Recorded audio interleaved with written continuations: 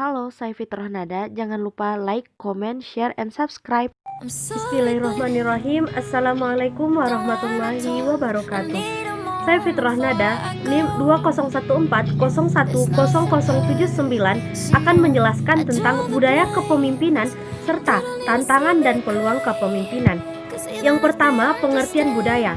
Kata budaya dalam pengertian berasal dari bahasa Latin colore yang berarti mengerjakan tanah dan ladang menurut Surjanto Puspawardoyo tahun 1993. Pengertian ini secara jelas menjelaskan agraris pada masa tersebut dan kemudian diterapkan ke dalam hal-hal yang bersifat rohani menurut Longeveld tahun 1993. Selanjutnya adalah pengertian kepemimpinan. Menurut buku Kepemimpinan Pemerintahan di Indonesia, kepemimpinan dari kata dasar pimpin yang berarti bimbing atau tuntun. Kemudian lahir kata kerja memimpin. Kemudian berubah dalam kata benda pemimpin atau orang yang berfungsi memimpin atau menuntun.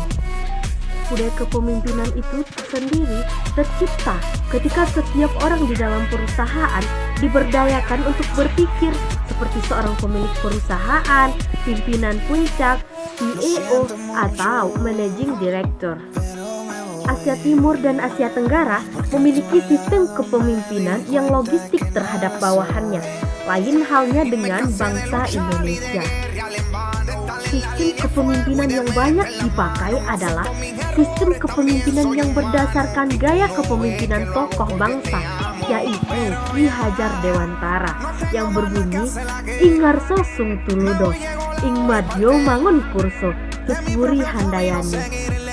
Kepemimpinan sesuai dengan aturan utama perusahaan akan menjadi budaya dalam sebuah manajemen, seperti berpikir, bertindak, berulang, kebiasaan, dan budaya.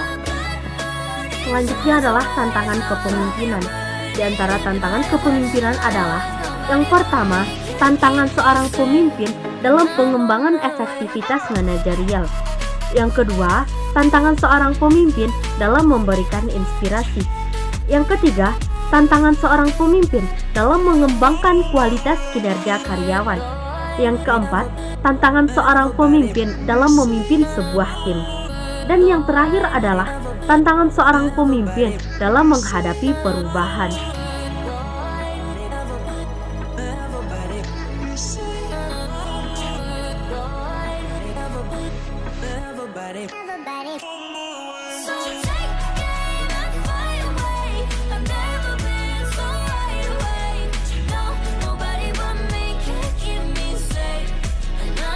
Selanjutnya, peluang kepemimpinan.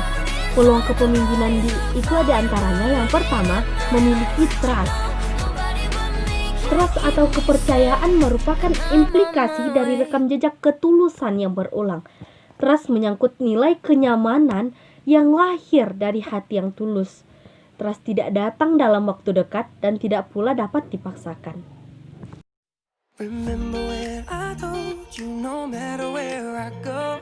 Selanjutnya adalah ketauladanan.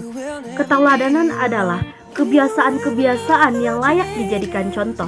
Memberi ketauladanan memerlukan komitmen yang tinggi karena ini berkaitan dengan kemauan untuk memberikan contoh yang nyata bagi orang lain. Sangat sulit bagi seorang pemimpin mendorong yang dipimpin untuk berprestasi, sementara rekam jejaknya sendiri sebagai seorang pemimpin jauh dari kata yang disebut dengan sebuah prestasi.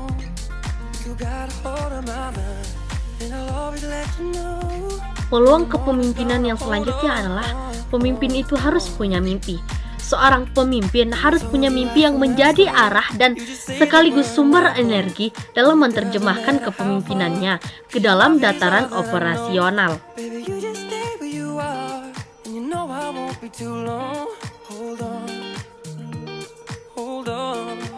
Selanjutnya, peluang kepemimpinannya adalah optimis.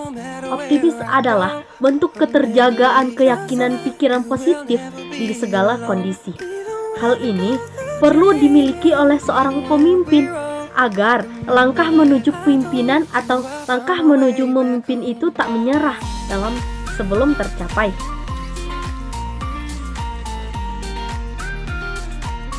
kepemimpinan selanjutnya adalah edukator.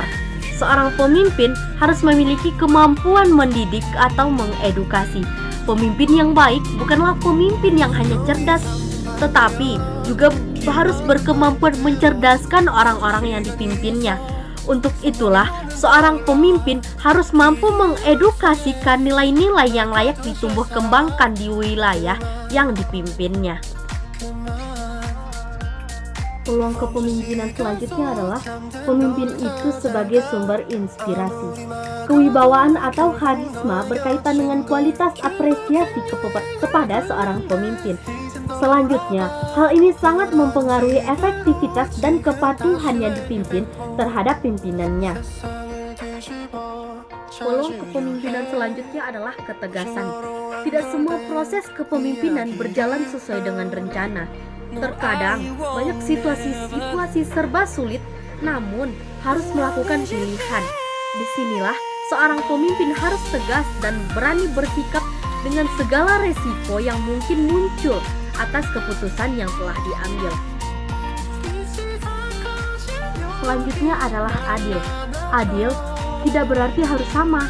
Dalam konteks penugasan, seorang pemimpin harus jeli melihat relevansi kapasitas diri yang dipimpin dan luas penugasan yang akan diberikan. Demikian halnya dengan sebuah distribusi hasil. Seorang pemimpin harus memperhatikan proporsional berdasarkan partisipasi. Selanjutnya adalah disiplin dan konsisten. Disiplin dan konsisten adalah hal yang tak mudah dalam proses pembudayaan. Hal ini berkaitan dengan komitmen diri atas ragam hal. Seorang pemimpin harus bisa disiplin dan konsisten, sehingga yang dipimpin tidak kebingungan akibat sikap yang pelin-pelan dari seorang pemimpin. Selanjutnya adalah apresiatif dan akomodatif. Apresiasi adalah sebuah sikap untuk menghargai atau merespon hal-hal yang baik yang dilakukan atau diciptakan oleh orang yang dipimpin. Mengingat bahwa pemimpin adalah sumber energi bagi yang dipimpin, maka apresiasi terhadap yang dipimpin harus mampu mendorong loncatan energi sekaligus loncatan kreativitas. Pemimpin itu harus paling depan dalam menghadapi masalah dan paling belakang dalam hal kenikmatan. Seorang pemimpin harus berani menghadapi setiap masalah yang ada. Seorang pemimpin tidak boleh pengecut dan kemudian memposisikan yang dipimpin menjadi aman. Sementara itu, dalam hal kenikmatan, seorang pemimpin harus paling belakang.